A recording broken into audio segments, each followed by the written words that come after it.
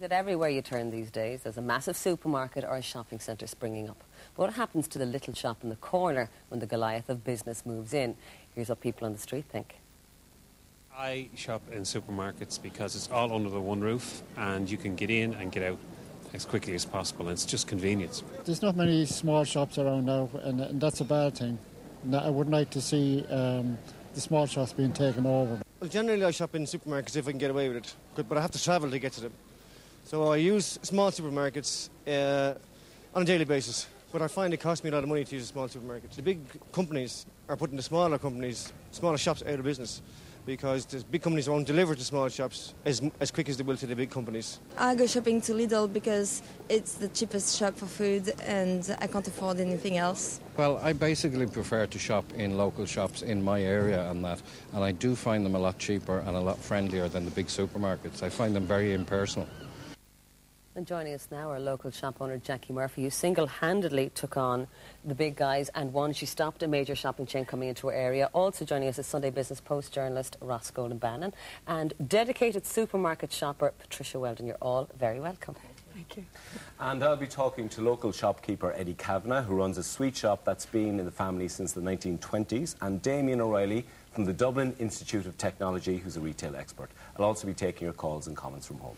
Now, Jakki, you had a big battle recently. Tell us about it. Yeah, I have a Spar shop in Monkstown, and I found out a while ago that there was another shop trying to get in 2 doors down from me, and they were trying to open up, obviously in competition with me. So I was telling a few of my customers and very upset about it, and I'm not joking when I say the support I got from all my customers telling me that we don't want another shop, Jakki, we want you here and we'll support you no matter what, and they all put in their objections, and I mean the support I got was just unbelievable. So thankfully now it's all been put aside now. It's not going to happen now. To take on these big companies, because they have a lot of power and money and might behind them. They go in and they'll literally trade at a loss for as long as possible, just to literally close you down and to put you out of business, you know what I mean? Was ever a time you thought, God, I don't stand a chance here, these guys are going to come in? Of course, I was very upset about it all, obviously, you know what I mean, because I thought, God, what am I going to do? How am I going to do this, you know what I mean? But, you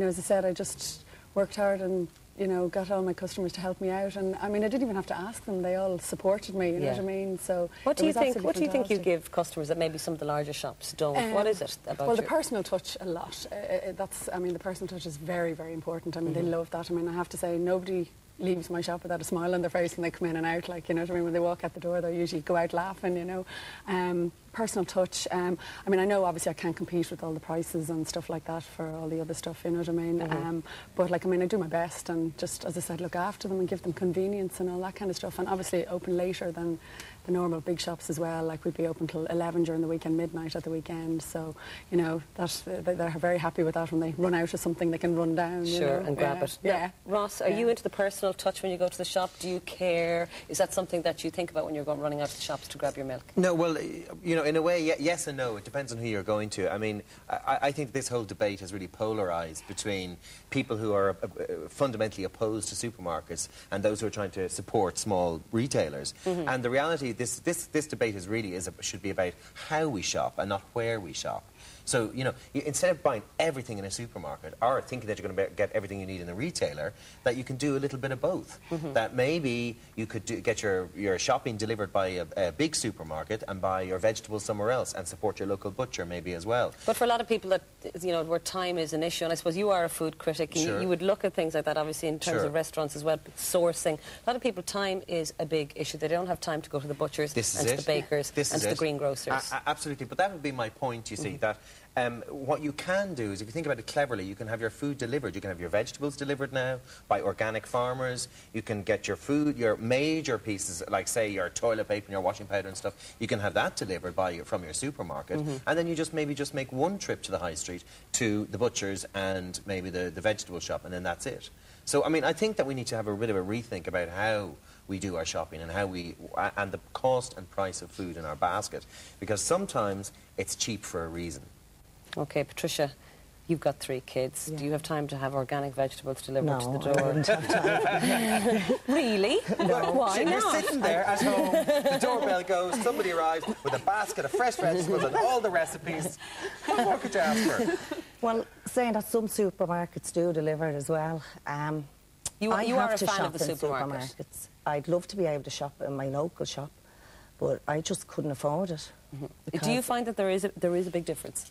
Oh, yes. Like, there was a survey done just this morning, and there was a difference of €3 between a local shop and the supermarket, and that was only for the likes of bread, butter, tea, orange juice. Now, that's without, when I'm shopping, without the likes of my cereals, shower gel, deodorants. Like, when you have 3 teenagers, you'll just fly through things like that. Sure. That you couldn't afford. Do you think people care about the local shop anymore? I do think people do care about the local shop because, as you said, Jackie, there is a lot of friendliness and personal touch there. But you just can't afford to shop in a local shop. Like, if you're doing a big grocery. You know what I mean? Like, I've still shop in my local shop as well, but I do my main shopping. So you were talking about that. Well, that's see, the that's what I'm balance that saying. Ross is That's the talking balance that I'm about. talking about. It's like, you know, and maybe instead of buying one particular item in the supermarket, maybe next week you decide, actually, I'm going to support the local butcher now. And then you build up a relationship with your local butcher who can give you good cuts of meat and tell you how to cook it and make it last longer. And also with your vegetables, help you work out to buy seasonal vegetables, which are going to be cheaper and have a less of an environmental impact on non-seasonal vegetables. So, you know, Be a great it is housewife one someday, little Ross. step. One little step. One little step. But the local shop, I'd run to the supermarket. If I go to the local shop, it's because I haven't time to go to the supermarket. Yes. Yeah, Okay. but And that's what it's like handy just for. running in, I've run out of milk, I'll just Okay. run into the shop, yeah. Joe, you've got Riley, people with you. You do care about local shops because you've run something of a Dublin landmark for quite a while. It's been in the family since the 1920s, is it? Since 1925. My grandfather, Joseph Kavanagh, opened the shop back then, and then in 78 my own father took the business over after learning the trade from his father. And then about 4.5 years ago, in 2003, I was with SuperValu for 10 years, so I had a lot of experience in the trade. Right. But because I grew up in the family from a young age, when you were 6 years of age, you were put behind the counter. Yeah. If you could reach that jar of sweets, you were... sorry. Because that's what your shop is famous for, the big, the It boiled is, yeah. sweets, the big collection, the old-fashioned...